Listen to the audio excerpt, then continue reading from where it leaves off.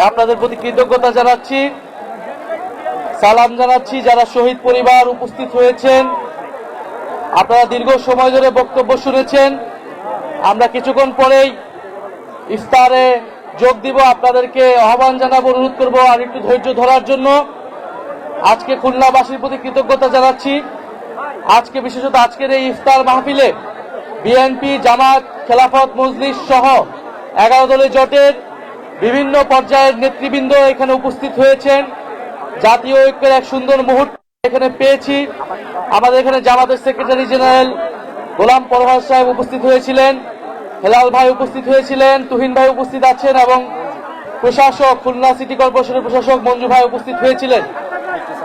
মুফতি সাখাওয়াত হোসেন খেলাফত মজলিসের, উনি উপস্থিত হয়েছেন। সবাইকে কৃতজ্ঞতা জানাচ্ছি। যারা আয়োজক, যারা খুলনার এনসিপি এবং ছাত্র শক্তি, যুব শক্তি বিভাগের বিভিন্ন জেলা থেকে এসেছেন, তাদের প্রতি কৃতজ্ঞতা জানাচ্ছি।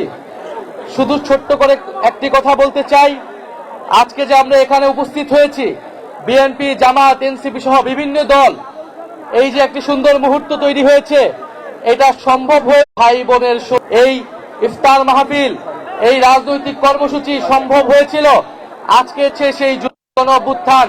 অন্তর্বর্তী সরকারের বৈধতা হচ্ছে জুলাই গণ অভ্যুত্থান এবং যে জুলাই সনদ আদেশ রয়েছে সেই আদেশ। এটা যাতে নির্বাচিত সরকার ভুলে না যায়, এটা যাতে আমরা কেউই ভুলে না যাই। ফলে জাতীয় সংসদকে আবারও যদি পুরনো সংবিধানের দোহাই দিয়ে সংস্কার সভা থেকে বিরত থাকা হয়, শপথ গ্রহণ থেকে বিরত থাকা হয়, সেটা জুলাই গণ অভ্যুত্থানের সাথে, এই নির্বাচনের সাথে অন্তর্বর্তী সরকার এই সবকিছুর বৈধতা নিয়ে এই প্রশ্ন উঠবে। জুলাই গণ অভ্যুত্থানের শাহাদাতের সাথে হাজারো মানুষের রক্তের সাথে বেইমানি করা হবে। ফলে আমরা আজকের ইফতার মাহফিলে যেভাবে ঐক্যবদ্ধ হয়েছি, একইভাবে সংসদেও ঐক্যবদ্ধভাবে আমরা অন্তর্বর্তী সরকারের সকল অধ্যাদেশ বাস্তবায়ন করব। আমরা জুলাই সনদ আদেশ বাস্তবায়ন করে নতুন বাংলাদেশ বিনির্মাণের পথে এগিয়ে যাব। আজকে যারা উপস্থিত হয়েছেন সবাইকে আবারও ধন্যবাদ জানাচ্ছি, কৃতজ্ঞতা জানাচ্ছি। আসসালামু আলাইকুম।